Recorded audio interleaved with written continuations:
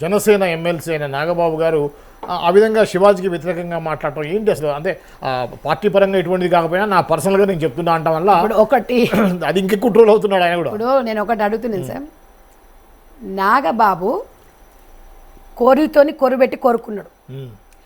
అసలు ఏమయ్యా నాగబాబు, 60 ఏళ్ళు వచ్చినా నీకు బుర్రేది గల జనసేన పార్టీ నుంచి ఒక ఎమ్మెల్సీ పదవి ఎందుకు ఇచ్చిర్రు నీకు?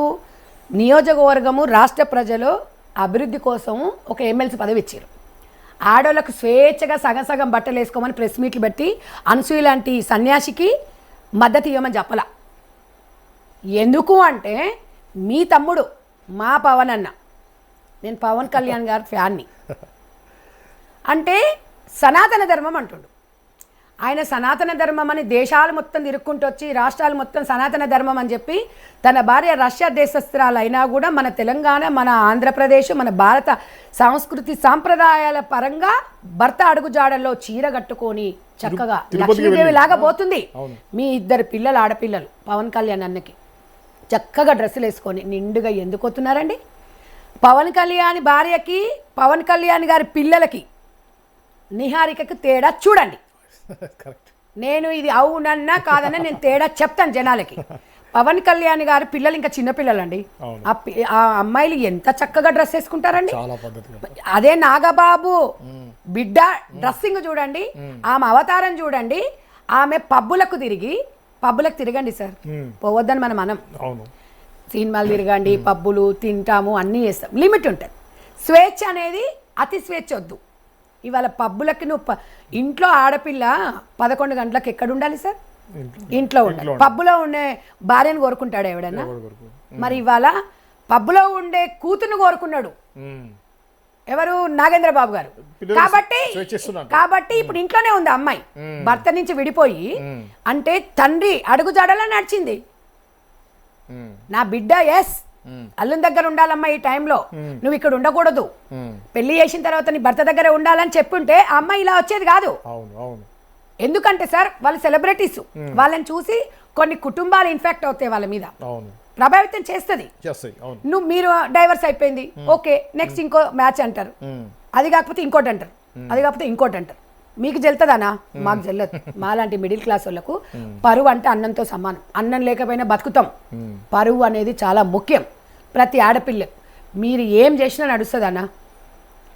నేను అట్లని ఒక మహిళ స్వేచ్ఛగా తిరగొచ్చు సార్, దాన్ని అడ్డుకోవాల్సిన అవసరం మనకు లేదు. వాళ్ళ వ్యక్తిగతంగా ఆ స్వేచ్ఛ కూడా ఇతరులకు ఇబ్బంది కలిగించే విధంగా ఉండకూడదు, అనేది ఉండకూడదు. మీరు ఎలాగుండండి, ఒకరితో ఉంటారా, ఇద్దరితో ఉంటారా, 4, అది మీ వ్యక్తిగతం, మాకు సంబంధం లేదు.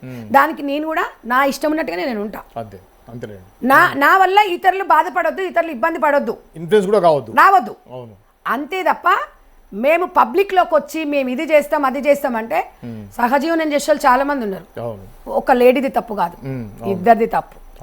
ఒక మగవాడు సహజీవనం ఆడదాంతో చేస్తాడు, ఆడది మగవాడితో సహజీవనం చేస్తాడు, కలిస్తేనే 2. కానీ ఆడదే ఒక్కతే చేసిందంటే నేను ఒప్పుకోను మళ్ళీ ఆ విషయంలో. ఇద్దరు కలిస్తేనే మళ్ళీ అప్పుడు కూడా ఏమంటారు, సహజీవనం చేసేట ఆమెకి భర్తకి ఒక భార్య ఉంటే ఆడదానికి సిగ్గులేదా, మగోడికి సిగ్గులేదని? మగోడికి ఉండదే సిగ్గు. మరి చూడండి మీరు ఇందులోనే ఎటొచ్చినా కూడా ఈ రకంగా మాట్లాడతారు. కాబట్టి కొంతమంది మంచి వాళ్ళు ఉన్నారు కాబట్టి ఈరోజు ఈ మాత్రం యుగాలు మారినా కూడా మన పద్ధతులు మారొద్దు అనేది మదర్ ఫౌండేషన్ నుంచి ఒక మదర్ ఫౌండేషన్ చైర్మన్ గా కోరుకున్నా. 22 సంవత్సరాల చరిత్ర, 22 సంవత్సరాల మా ఫౌండేషన్ లో 3 లక్షల మంది మహిళలు, బలహీన వర్గాల వారికి ఉచితంగా కుట్టి శిక్షణ ఇచ్చి ఒక వాళ్ళకు నేర్పించి ఒంటరి మహిళలకు 30,000 మందికి కుట్టు మిషన్లు ఇచ్చిన. అవును మేడం, నేను ఈ విషయం కూడా నేను పబ్లిక్ కి తెలవాలనిపిస్తుంది. ఎందుకంటే మీరు ఒక ఓన్లీ పొలిటీషియన్ కాంగ్రెస్ పార్టీ తరఫున కాకుండా మీరు వ్యక్తిగతంగా కూడా ఎంతోమంది 3 లక్షల మంది ఆ మహిళల్ని మీరు ఒక స్థాయిలో నిలబెట్టారు. అంటే మీకు మహిళల సైకాలజీ, వాళ్ళు ఎలా ఉండాలి, ఎలా ఉంటే సొసైటీ వాళ్ళని ఏ విధంగా చూస్తుంది అనేది మీకు మామూలు వాళ్ళ కంటే చాలా ఎక్కువగా ఉంటుంది మీకు. ఎందుకంటే ఆ మహిళలు రకరకాల మహిళలు ఉంటారు, ఒంటరి మహిళలు ఉంటారు, వాళ్ళు రకరకాలుగా ఇంట్లో కానీ సమాజంలో కానీ చాలా ఫేస్ చేసి ఉంటారు.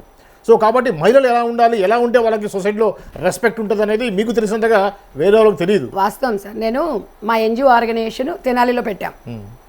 నేను విజిటింగ్కి వెళ్తాను. ఒక్కొక్క దగ్గర ఒక 300 మంది ఉంటారు. ఒక 4-5 వార్డుకు సంబంధించిన వాళ్ళు ఉంటారు. విజిటింగ్కి వెళ్ళినప్పుడు కంపల్సరీ మోటివేషన్ ఒక 1/2 అవర్ 45 మినిట్స్. మీరు నమ్ముతారు నమ్మరు, మీకు వీడియోస్ పంపిస్తాము. నేను ఇక్కడ మాట్లాడుతుంటే వాళ్ళు ఏడుస్తున్నారు.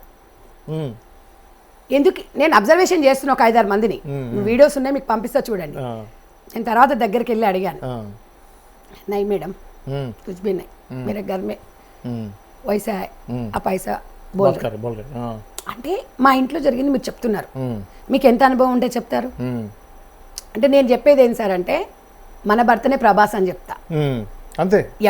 ఎవడో పక్కింటోడు మనోడు కాడు, మట్టికి పోయినా మనోడు కావాలి అని కోరుకుంటాం. కాకపోతే విధిరాత వల్ల కర్మ వల్ల కొన్ని జరుగుతాయి, దానికి మనం బాధ్యులం కాదు. నేను అనేది ఏంటంటే, మన భర్తతో కుటుంబం బాగుండాలి అని మీ సామాజిక మాధ్యమాలను మంచిని రిసీవ్ చేసుకోండి. ఇన్స్టాగ్రామ్లలో పొద్దున్న లేస్తే ఎన్ని జరుగుతున్నాయి అని చెప్పేసి కొన్ని వాళ్ళకి చెప్తుంటాం. ఆ చెప్తున్నప్పుడు ఒక ఒంటరి మహిళ గురించి చెప్తాను సార్. నేను నా వయసు 18 సంవత్సరాలు. నేను మదర్ ఫౌండేషన్ స్థాపించినప్పుడు 18 ఇయర్స్. 22 సంవత్సరాలు నేను ఈ రోజుకి 2003లో స్టార్ట్ చేశాం. ఒంటరి మహిళలు ఒక 30,000 మందిని గుర్తించి కుట్టు మిషన్లు ఇప్పించినాం ఫ్రీగా, ఉచితంగా, వివిధ దాతల వాళ్ళ సహకారం వల్ల.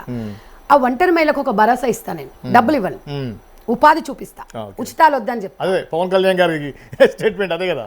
అంటే అంత పెద్ద స్థాయి నాది కాదు, కానీ నా మనసు మాత్రం భరోసా ముఖ్యం. 5,000 ఇస్తే భరోసా కాదు, 10,000 ఇస్తే భరోసా కాదు. ఒక మాట మనిషికి ఒక భరోసా. వాళ్ళలో ఈ టైంలో ఏం చేయాలి అన్నప్పుడు సంధ్యక్క గుర్తు రావాలి. సంధ్యక్కకు నేనేదో పొలిటికల్ లీడర్ను లేకపోతే అని కాదు. ఈ టైంలో మనం ఏం చేస్తే బాగుంటుంది, ఒకరికొకరం. ఇలా 300 మంది ఒక ట్రైనింగ్ సెంటర్లో ఉంటే ఒక్క మెంబర్కే 299 మంది ఫ్రెండ్స్ అయ్యారు. అట్లా మా వాళ్ళ దాంట్లో అట్లా భర్త చనిపోయిన వాళ్ళు ఉంటే తలా 100 రూపాయలు వేసుకొని ఆ కుటుంబానికి ఆర్థిక సహాయంగా 25,000 రూపాయలు అలా ఇవ్వడం జరిగింది. అట్లా నేర్పిస్తా నేను. 100 రూపాయలు ఎవరికి పెద్ద అది కాదు సార్, కానీ ఆ 100 రూపాయలు 50 మంది వేసుకుంటే ఒక 10,000 రూపాయలు అయితే ఆ కుటుంబం వెళ్తుంది. అలా నేను మోటివేషన్ చేస్తూ ఉంటాను. కాబట్టి నాకు మహిళలతో ఉన్న అనుబంధంతో నేను ఈ రోజు ఒక మహిళ గురించి మాట్లాడుతున్నాను. 100% వాలిడ్ సార్ మేడం. ఇప్పుడు అనసూయ 50 కోట్లు పెట్టి ఇల్లు కట్టింది. మీరే అంటే టీవీలో వస్తే చూసాం, అది 50 లక్ష నాకు కోట నాకు తెలియదు, కానీ అంత పెద్ద లావిష్ ఇల్లు కట్టింది అంటే ఆమె ఒళ్ళు చూపించి సంపాదించిందా, యాంకరింగ్ చేసిందా, కష్టపడిందా, ఏం చేసినా తన ఫ్యామిలీ కోసమే తప్ప ఇతరులు ఎవరైనా ఒక 5 మంది 10 మంది ఎవరన్నా బాగుపడ్డారా? ఒక్క మాట. ఇవాళ నేను ఒకటి దాంట్లో చూసిన, ఒక దళితుడు ఏమంటున్నాడు, మగ పిల్లగాడు వాడు అయిపోయి అనసూయ నిండుగా బట్టలు కప్పుకుంటే మేము ఎలా చూడకుండా ఉండాలి, అయ్యో మీరు అని అంటున్నాడు. అంటే నేను అదే చెప్తున్నా అనసూయ భర్తకి, బాబు మన భార్య మనకే సొంతం అనుకుంటాం, కానీ చూడని అంటాడంట. నేను ఇది ఓపెన్ కావట్లేదు సార్ ఆయన, అది మా హస్బెండ్, నేను మీకు తర్వాత పంపిస్తాను, ఒకసారి చూడండి.